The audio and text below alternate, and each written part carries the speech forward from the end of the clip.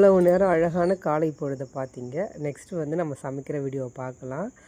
இதுவுமே காலையில் தான் நான் வந்து இறால் வாங்கியிருந்தேன். அது எல்லாமே வந்து க்ளீன் பண்ணி எடுத்து வச்சுட்டோம். நெக்ஸ்ட்டு வந்து வானல் வச்சு பட்டை, பாசி இருக்கும் பார்த்திங்களா, அதெல்லாம் போட்டுட்டு கடல் பாசிலாம் போட்டு நல்லா ஃப்ளேவர் வர வரைக்கும் வதக்கிட்டு, அதுக்கப்புறமா வெங்காயம், தக்காளி, இஞ்சி பூண்டு பேஸ்ட் எப்பயுமே ஆஸ் யூஷுவல் தான், இது எல்லாமே போட்டு சூப்பராக வதக்கிட்டு நல்லா வதங்க தான் அதோட டேஸ்ட் வந்து நல்லாயிருக்கும். நல்லா கிரேவி பக்குவத்துக்கு வதங்கணும்.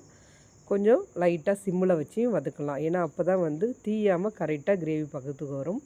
நல்லா வதங்கினதுக்கு அப்புறமா இஞ்சி பூண்டு பேஸ்ட்டு போட்டு நல்லா வதக்கிட்டு, அதுக்கப்புறமா வந்து இறால் எடுத்து போட்டு நம்ம வந்து செம்மையான கிரேவி இன்றைக்கி பண்ணிகிட்ருக்கோம். ஏன்னா லீவ் டேஸில் மட்டும்தான் வந்து குழந்தைங்க சரியாக சாப்பிடுவாங்க. அதே ஸ்கூல் டேஸில் அப்படின்னா கொண்டு போகிற சாப்பாடு அவங்க சாப்பிட்றாங்களா, இல்லை ஸ்டூடெண்ட்ஸ் எல்லாம் ஷேர் பண்ணி எடுத்துக்கிறாங்களான்னு எது ஒன்றுமே நமக்கு தெரியாது. அதனால் வீட்டில் குட்டீஸ் எல்லாம் இருக்காங்க அப்படின்னா கண்டிப்பாக வந்து நம்மளால் முடிஞ்ச ஏதாவது ஒன்று நான்வெஜ்ஜோ இல்லை வெஜ்ஜோ எது அவங்களுக்கு ரொம்ப இஷ்டமோ அதை வந்து நம்ம அவங்களுக்கு செஞ்சு கொடுக்கும்பொழுது கொஞ்சமாவது சாப்பிட செய்வாங்க. ஏன்னா இப்போ ஸ்கூல் போகிற எல்லா பசங்களுமே வந்து அளவுக்கு அதிகமாக வந்து சாப்பிட்றதே கிடையாது. முதல்ல சாப்பாடு அப்படிங்கிறதே கிடையாது. காலையில் வந்து பிரேக்ஃபாஸ்ட் வந்து எல்லாருமே கட் பண்ணிடுறாங்க. அப்படி இருக்கும்பொழுது அந்த உடம்பு என்னத்துக்காகும் சொல்லுங்கள் பார்க்கும். கண்டிப்பாக ஸ்கூல் லீவ் டேஸ் வீடியோ பிடிச்சிருந்தா கண்டிப்பாக ஒரு லைக் கொடுங்க.